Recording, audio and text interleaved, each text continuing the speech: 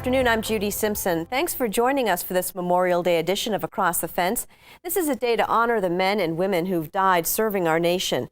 It's a poignant day across the country, particularly when we remember the sacrifices made by our soldiers in the recent wars in Iraq and Afghanistan. On this program, we're going back to our country's Civil War with a focus on Vermonters at the Battle of Gettysburg. That's where we find Across the Fence associate producer Keith Silva, along with Vermont Civil War historian Howard Coffin.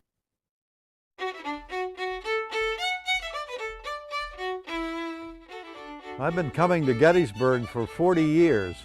One of my favorite spots is the Widow Leicester's cabin.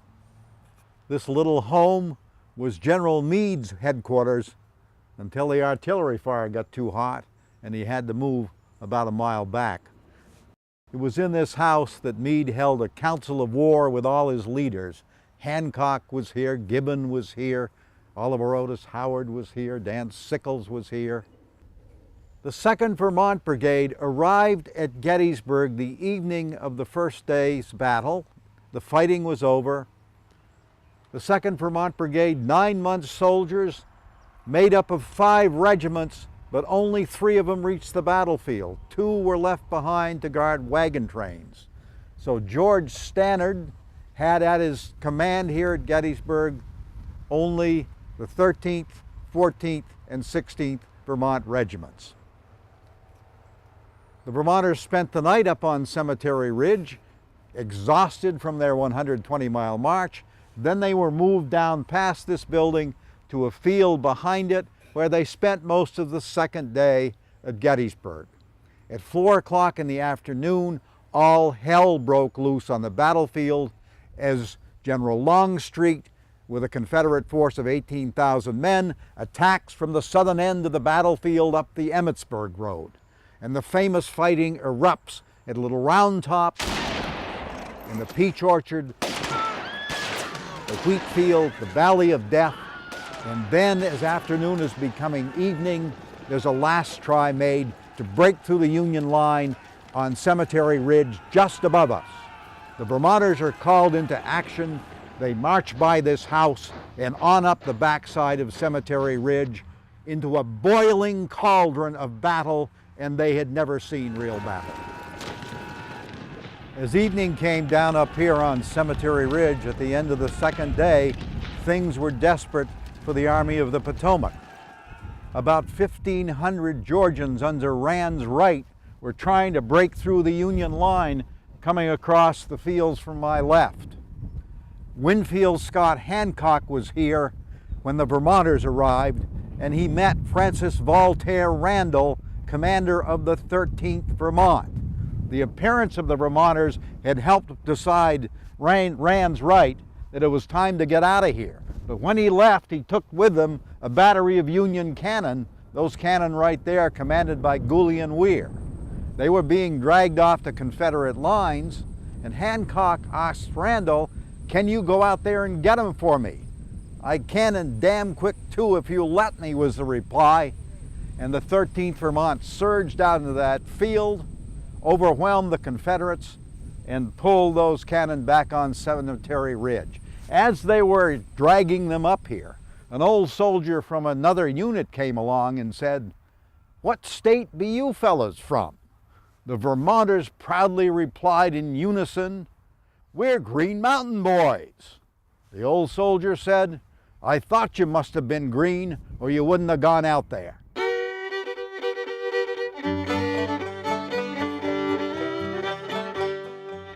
All that's left of the Rogers house here along the Emmitsburg Road is the front doorstep that I'm standing on. But it stood during the Battle of Gettysburg. And on the second day, in the evening, when those Vermonters were recapturing those cannons, they came under fire from Confederate marksmen in and around this house. The commander of Company A of the 13th Vermont, Captain John Lonergan, asked permission to cross the Emmitsburg Road and see if he could capture those Confederates. He got permission and on he came. Apparently, when he reached this house, the Confederates just about ran out of ammunition. So with only 50 men, he surrounded the place and brought back, we think, as many as 80 prisoners. For that, after the Civil War, John Lonergan, who lies buried in Burlington and trained his men in Battery Park, won a Medal of Honor.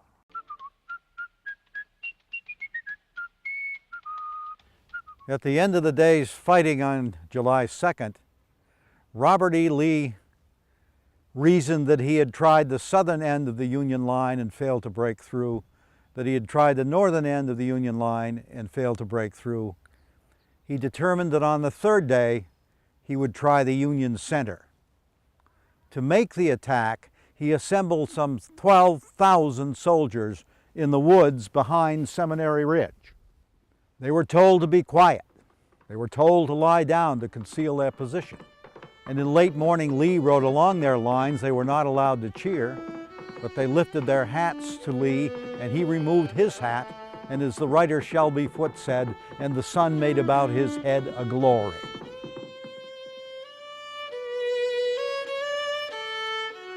About 1 o'clock, the Confederates moved more than 100 cannon forward from the trees out toward the Emmitsburg Road and opened fire on the Union positions on Cemetery Ridge. The Union cannon replied, and the duel went on for 2 hours. And then Lee ordered his men forward, led by the fresh division of General George Pickett. They emerged from the woods in battle line a mile wide and began to march across the valley, drums beating, fifes screaming, flags to the front, sun glinting off swords and rifle muskets.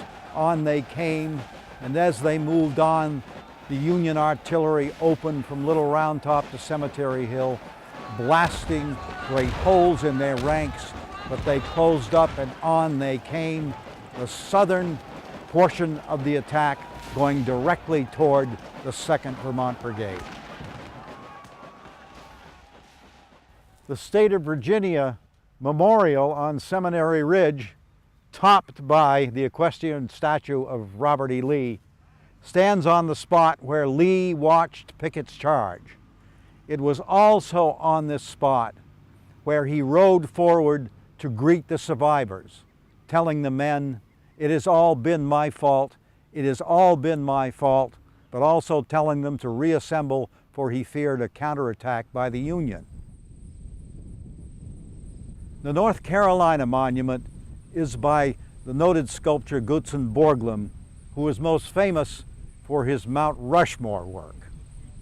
Borglum's statue captures better than any here at Gettysburg the going forward of the Confederates in Picketts Charge, moving off across this mile-wide valley to certain disaster.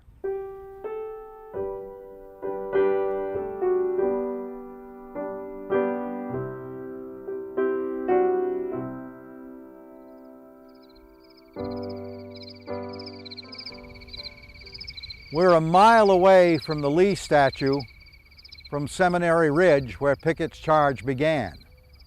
We're across the valley on Cemetery Ridge, the main Union position.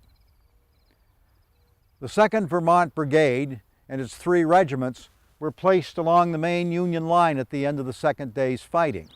That night, the 16th Vermont was sent all the way out to the middle of the valley along the Emmitsburg Road on picket duty. The 14th and 13th Vermont remained up here. At first light, the Confederates throw a few artillery shells in this direction, and one hits an ammunition wagon just behind the 14th Vermont, killing and wounding several men. Because of that, to protect his men, Stannard receives permission to move his 2 regiments, the 13th and 14th, 100 yards forward of the main line, down into this ravine where they will be protected. The 14th is on the left here, the 13th to the north.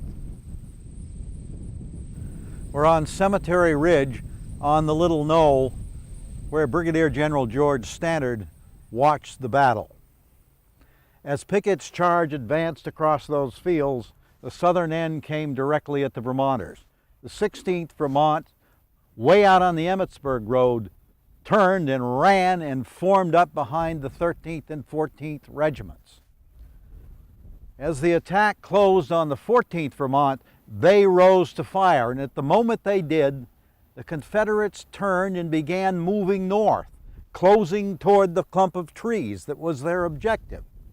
The Vermonters had a good shot at those Confederates marching by, but suddenly there was nobody in front of them. At that moment, Stannard saw the military opportunity of a lifetime, if not of a century, and he ordered his men to make a flank attack on Picketts Charge. As a precaution, he left the 14th in position, for he saw more Confederates forming out in the field. After he had given the order, change front forward on 1st Company that sent the flank attack in motion, a rider from General Hancock came with the same order. And then Hancock arrived here. Soon after he did, he was wounded. That's why we have this monument. And later Stannard was wounded. There was controversy after the battle about who gave the command, but Hancock relented and said it was Stannard.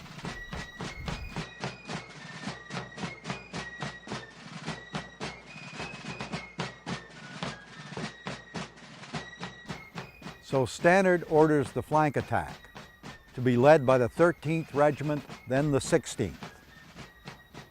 The pivotal point was here, and here stood Private James Scully, a dry goods clerk from Burlington, in civilian life. The two regiments essentially pivoted from facing in that direction to facing north in that direction. And when they got swung around, they created a line of soldiers of 900 men reaching almost to the Cadore barn. And then they opened fire on the Confederates massed toward the clump of trees, and they began to move forward and fire and move forward and fire. It's believed they got off about 12 rounds, and they were slaughtering the Confederates. When finally Francis Voltaire Randall of the 13th Vermont stepped in front of his men and said, "Enough men, enough," and stopped the firing. Picketts Charge had been blasted and defeated. The Vermonters began to pick up survivors out in the fields. When Wheelock Vasey, commanding the 16th Vermont, notices a second Confederate attack coming in directly at the 14th Vermont, he forms another line of battle, wheels his men around, and launches a flank attack on that attack and defeats it as well. Now the Battle of Gettysburg is for all intents and purposes ended, though there will be a cavalry charge later on.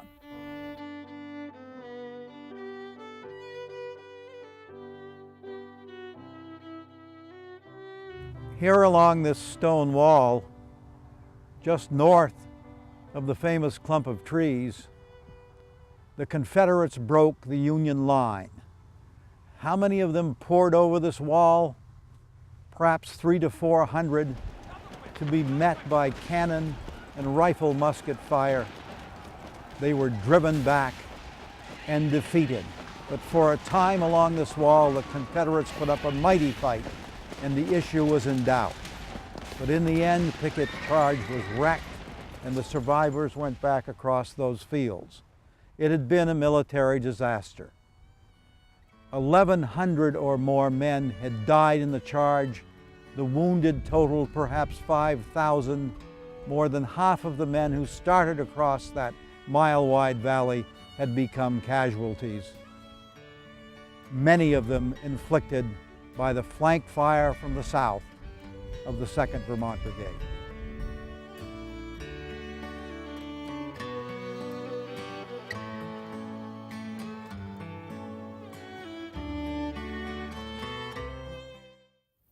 It's July 3rd, 1863, the most famous day in the Battle of Gettysburg. We're here at the southern end of the battlefield. Behind me is famous Big Round Top, and to the right of it is a smaller hill. It doesn't look much like a hill, called Bushmans Hill. In the morning of the 3rd, Judson Kilpatrick, who commanded a cavalry division, brought one of his 2 brigades down here and put them up on Bushmans Hill. In that brigade was the 18th Pennsylvania Cavalry, the 1st West Virginia Cavalry, and the 1st Vermont Cavalry. They stayed up on that hill watching the goings-on to the north that included Picketts Charge. And when the battle to most people seemed over, then Kilpatrick went into action. We're now at the foot of Bushmans Hill, a steep and very rocky eminence, not a place to be riding horses down. Behind me is a very familiar statue, the statue of Major William Wells, 1st Vermont Cavalry. There's a replica of this statue in Burlington's Battery Park. I'm sitting here along the base of Bushmans Hill, looking out at farm fields owned by a family named Slider. Judson Kilpatrick decided that he should have his men attack through those fields against the southern end of the Confederate line. But there were Texas infantry and Alabama infantry, and they rose up and fired volleys. There was brisk fighting as the Union soldiers broke through that line, but then there were more infantry to the north, and soon these attacking soldiers were under artillery fire from up around the Slider farm and from over near the Emmitsburg Road. But Cavalry Kilpatrick, that was his nickname, wasn't through by any means. He was going to roll up that Confederate line, and now he ordered Brigade Commander Elon Farnsworth to take the 1st Vermont Cavalry and try again. We're looking down on the Slider farm from the high ground that leads up toward the Emmitsburg Road. Into the fields around the Slider farm came riding the Vermonters under Captain Parsons and Major Wells, taking fire all the time from small arms. There was even some hand-to-hand combat. And then they came under fire from artillery. Artillery by the Emmitsburg Road, artillery to the north up near Devil's Den. It became hopeless, a melee, and the Vermonters decided it was time to get away. Some came riding in this direction, then going south back toward Bushmans Hill. Wells and Farnsworth headed east to the other Slider field, hoping to get out that way, riding toward Little Round Top. After the wild fighting around the Slider farm, the Vermonters' attack began to disintegrate. Farnsworth reached the stone wall, leaped his horse over it, and as he did so, he was hit by a fusillade of Confederate bullets, and down he went.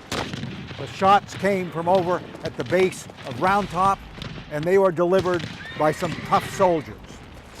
The men of William C. Oates' 15th Alabama, who the previous day had won fame with a valiant attempt to take Little Round Top from Joshua Lawrence Chamberlain's 20th Maine. Farnsworth was down and mortally wounded. The Confederates came over to him, saw that he was severely wounded. Elon Farnsworth was gone, and the Vermonters were saddened. With the tragic end of Kilpatrick's charge and Farnsworth dead, the fighting at Gettysburg comes to an end.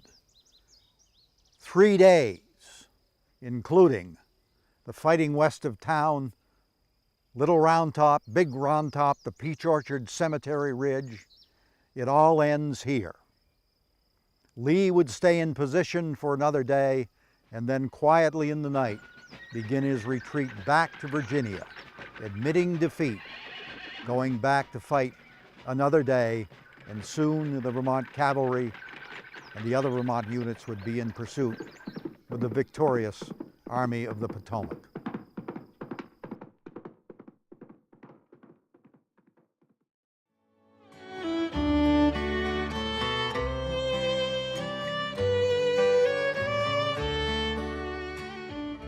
The Battle of Gettysburg produced more than 50,000 casualties.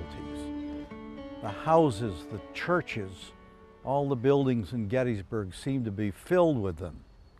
To care for the wounded, the Union Army brought Major Henry James, an experienced surgeon, to oversee their care, and he came from Waterbury, Vermont. The dead were everywhere. The Confederates were hastily buried in mass graves, but what about the Union soldiers? They were placed in individual graves, and most of their graves were marked with rude headboards. But what to do overall? The Gettysburg people addressed the problem. They formed a committee and they decided to create a national cemetery, and they wanted to put it on Cemetery Hill. It was approved, and a plan was made to dedicate the cemetery on the 19th of November, 1863. And to highlight the thing, they decided to invite to Gettysburg the most influential, famous orator in all of America, Edward Everett of Massachusetts, former president of Harvard and governor of the state. And then, as an afterthought, they decided it would be nice to have a few appropriate remarks from the President of the United States, Abraham Lincoln.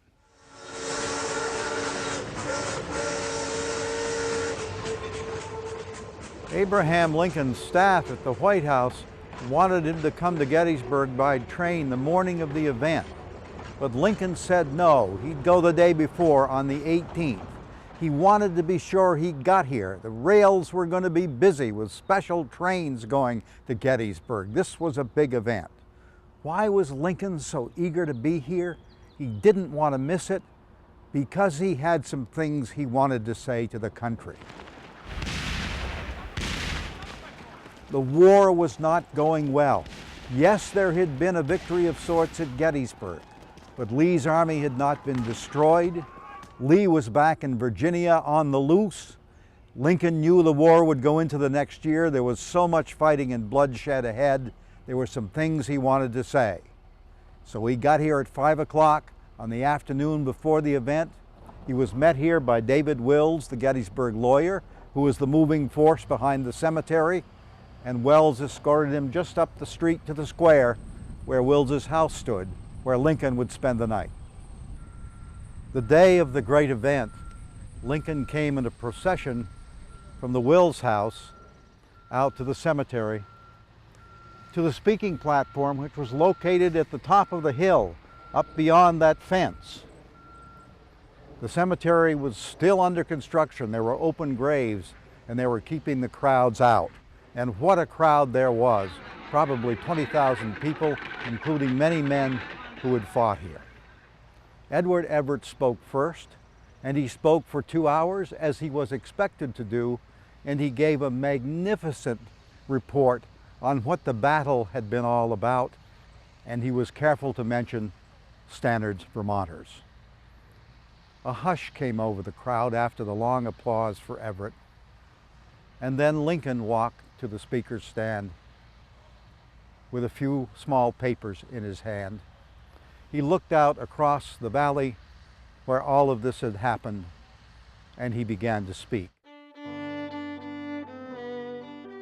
77 years ago, our fathers brought forth on this continent a new nation, conceived in liberty and dedicated to the proposition that all men are created equal. Now we are engaged in a great civil war, testing whether that nation or any nation so conceived and so dedicated can long endure. We are met on a great battlefield of that war. We have come to dedicate a portion of that field as a final resting place for those who here gave their lives that that nation might live. It is altogether fitting and proper that we do this, but in a larger sense, we cannot dedicate, we cannot consecrate, we cannot hallow this ground. The brave men, living and dead, who struggled here have consecrated it far above our poor power to add or detract. The world will little note nor long remember what we say here, but it can never forget what they did here. It is for us, the living, rather, to be dedicated here to the unfinished work which they who fought here have thus far so nobly advanced. It is rather for us to be here dedicated to the great task remaining before us, that from these honored dead we take increased devotion to that cause for which they gave the last full measure of devotion. And we here highly resolve that these dead shall not have died in vain, that this nation under God shall have a new birth of freedom, and that government of the people, by the people and for the people, shall not perish from the earth. The applause for Lincoln went on and on. And then the 20,000 people went away, but really they have never stopped coming to Gettysburg, which has become the shrine of the American Civil War.